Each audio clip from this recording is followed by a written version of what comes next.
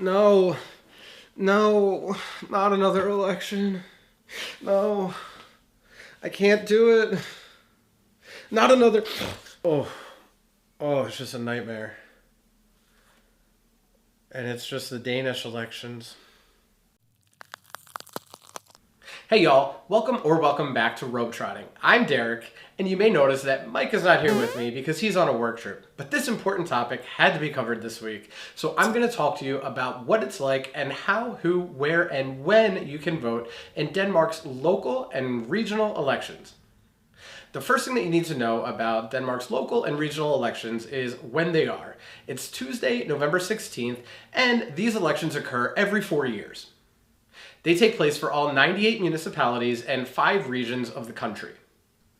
They occur in November of 2021, so that on January 1st of 2022, the new local and regional governments can take over. Also, on December 31st, the outgoing local and regional governments will step down and resign. So maybe you're wondering if that's why you hear so many fireworks on New Year's Eve, because nobody's actually in charge. But don't worry, that's not the reason. The real reason is alcohol.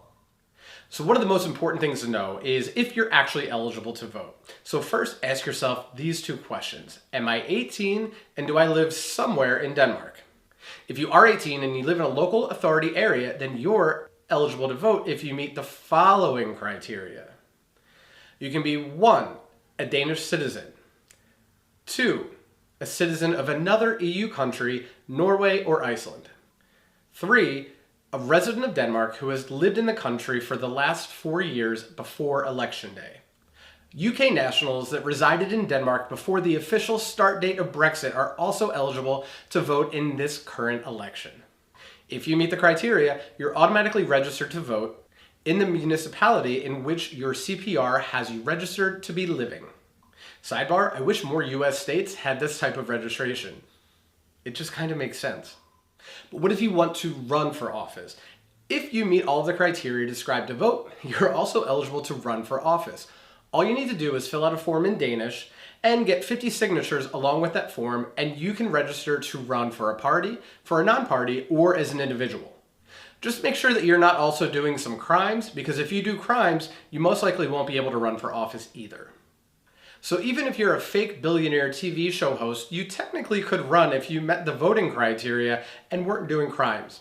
If you want to know more about the candidates that are running in this election cycle and you live in Copenhagen, stay tuned to the end of this video because I'm going to be sharing more information about places you can go to meet candidates and actually hear them debate the topics that you're most interested in English. So how do you actually vote? Now, about a week before Election Day, you'll receive something like this in the mail. It contains a Valkort. That's something that I can use to go and vote. It's going to tell me the date of the election and the polling place that I go to. On Election Day, I'm going to take my Valkort to the polling place in which I vote, but be prepared, they may ask you for your name and address and to verify some other information. You may also be asked, if you don't have your Valkort, for some sort of identification like a passport, an EU driver's license, or your yellow card issued by the Danish government. Voting then takes place in a voting booth, and you can vote for the candidate or the party in which you'd like to be represented by. If you need to vote early, there are 11 polling locations within Denmark that you can go to vote early. And we'll have links in the description that can show you where these locations are. So why is voting so important for foreigners? Listen, international residents of Denmark face the exact same issues as native Danes who are living in this country. However, international residents only voted in the last election at a percentage of 32.1, compared to the Danish participation rate of 74%. The total number of eligible voters in Denmark that are international residents number over 414,000. This means eligible voters that are foreign make up 1 out of every 11 eligible voters. That's enough to really sway an election and have a say in the affairs of your municipal and regional governments. And we all know that us foreigners are always in the political discourse, but we're not able to actually vote in the general elections. So this is the chance to have your voice heard. Not to mention that all of these things are decided on the municipal and regional levels. But I want to know more about what's being done to increase participation by international residents like me. So I headed to something that's relatively new for Danish politics. An English language debate attended heavily by international voters. The questions were intense, and they focused on the most important issues of the day, especially for internationals like us. We talked about climate, jobs, housing, and integration. And after getting to know the candidates and hear their answers, I was lucky enough to chat with the event organizers. So I moved to sit down with the debate moderator, Thorbern Alexander Klingert, founder of Project Vote Talk, an organization whose mission is to increase voter knowledge and turnout for Denmark's international residents. So Project Vote TAC is, firstly, the TAC is a play on my initials, Thorbern Alexander Klingert. But it also stands for the Danish, or corresponds to the Danish word for thank you, TAC. And that's why I thought it was a good addition to what the message is, which is to inform internationals about the voting process here, but also to encourage voting amongst them. There are a lot of internationals who are based here, and a lot of folks don't know that they even can vote. So that's really the mission. And in terms of my own personal story of why I started it, I used to, the last place that I lived in was London, and I spent a big chunk of my life there. And I was also present at the very last election that I was able to vote in, which was the 2019 EU election. And during that election, I was ready to vote. So I registered, I walked down to the polling station, and I went down to vote. And I was turned away from the polling station. And that really left an impact on me to the extent that I felt that I'd really missed out. I just kind of wish it hadn't been that way, and it was something I took with me when I left England and came to Denmark. Being politically excluded in England had a profound impact on Thorbern. But after moving back to Denmark, it was actually a conversation with a German colleague that he described as his true eureka moment. You know, this is a great person. I've known her for years. She's German. Her partner's German. They both work here. Their kids were born here, and she's contributed a lot. And what kind of it touched me a bit was she told me about how she felt politicians here, they didn't speak to her, and I found it a real shame, because despite all of that, her, you know, having made a life here and wanting Denmark to succeed, she felt she couldn't participate in the country's success electorally. And that was then when I sort of got that eureka moment and like, do something about this. Don't let others miss out. And personally, what I can say is that it's been very fulfilling, because it's both helped me keep that international connection that I had for a long time by speaking to other internationals, but then doing it here back home within the frameworks of Danish democracy.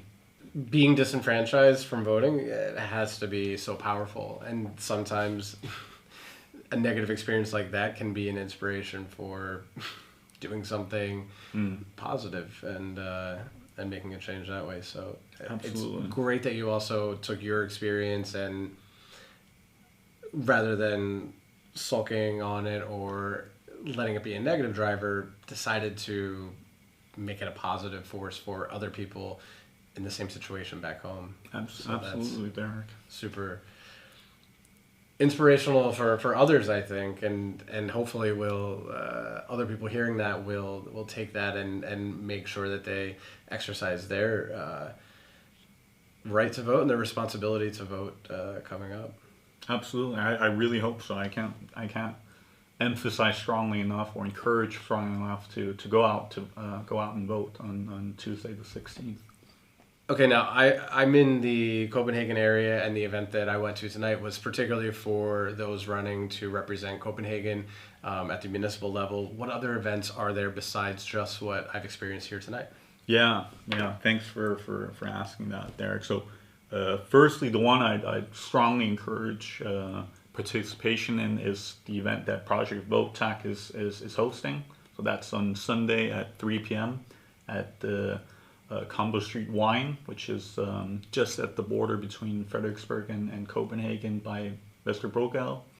Thorbern and I chatted for quite a while about all things Danish politics and American politics, so if you'd like to see that full interview of us comparing the two systems, you can head over to our Patreon and we'll have that video up as soon as we can. But most importantly, remember to go out and vote if you're eligible on Tuesday, November 16th. And why not stop by on the 14th if you're in the Copenhagen area and would like to meet more candidates for office. In fact, I had time to step outside and meet Emil, one of the candidates running for municipal office and an organizer of tonight's event. Hi guys, my name is Emil Moselund and I'm one of the candidates for the Copenhagen municipalities election. And I'm also the co-arranger of this event we just had tonight, which is called Do Democracy Better Events, which is about making expats, international citizens in Copenhagen, aware of the fact that they actually can vote for the municipality election. It is that only 20%, 22% of every expat in Copenhagen do go to the election day to vote. On Danes, they will have approximately a 75% turning out rates. So you can see there is a problem there. Democracy is not at its fullest, and that is one thing that I've taken myself into the situation to change. I'm a candidate for what they call a social liberal party, Radikale Venstre in Danish terms, and we very much pro the EU citizenship. We are very much pro EU, and with that support of the international community, with that support of the EU, we are very much for to engage everyone in the democracy, also internationals living here in Denmark. Because the fact is that if you are here as a European citizen, you can vote. If you're here as an expat living here for more than 4 years and you're from the outside of EU, you can also vote. But people do not know that they can vote. Even their ballots they get on the day of election is in Danish, so the information is not getting out there. That's why I have arranged this kind of events, and we'll have one more 2 days from now and then 4 days from now, because the election is not before next week. And it's very important that people have the knowledge about democracy and meet the candidates themselves. I'm a candidate from one specific party, but in there were approximately 6 to 7 candidates actually engaged in the city's internal life and very much engaged in the expats communities. And we see this as a broader tendency in all over the world, like expats, internationals getting treated better other places than actually Denmark at the moment, and we want to change that here in Copenhagen. There's not officially offers in the city council or in the administration of the city council in Copenhagen that actually deal with expats situation right now, and that's a damn shame, and also a damn shame due to the fact that how many internationals actually is living here. 150,000 internationals are living here in Copenhagen. So if one thinks about how many votes one needs to get into parliament, that is 1,000. So internationals' turnout can actually change democracy affairs here in Copenhagen. And we're not talking about internationals who come here to suck on the Institute of Denmark. We're actually wanting them to come because we are needing of that knowledge that they bring to the table. So when we ask people to come here, when we ask people to be a part of our society and ask them to contribute to our way of life, then it's only fair that people like me, an integrated and national Dane, actually do my obligation to turn out to the people that actually are represented in capital, but not represented in the city council. You can vote, guys. So whomever watching this, please know this. Your voice matters, and it might matter more than you actually think. As I said before, you can turn elections, you can turn democracy elections, and right now you don't. And you don't have representation because of that. I want to give you representation. That's why I'm a co-founder of Do Democracy Better campaign and also a candidate for the Social Liberal Party here in Copenhagen. So guys, I see you at the polling stations. Bye. Hey guys, I am back and I am exhausted, but I'm sure that the candidates are much more tired than me, so I want to let them know that I really appreciate their time. And I appreciate all you guys for watching. Make sure you give this video a like, and don't forget to subscribe to our channel and hit the bell so you can be notified every time we drop new videos. And also, don't forget all the important details of this video. Go out and vote on Tuesday the 16th. Go and check out some of the candidates if you're going to be in the Copenhagen area on Sunday the 14th. Thank you so much to Thorbern and to Emil and all the candidates that I had the pleasure of meeting tonight. And don't forget, you need to go out and vote. If you live in Denmark and you're eligible, make sure that you exercise democracy. Bye, guys.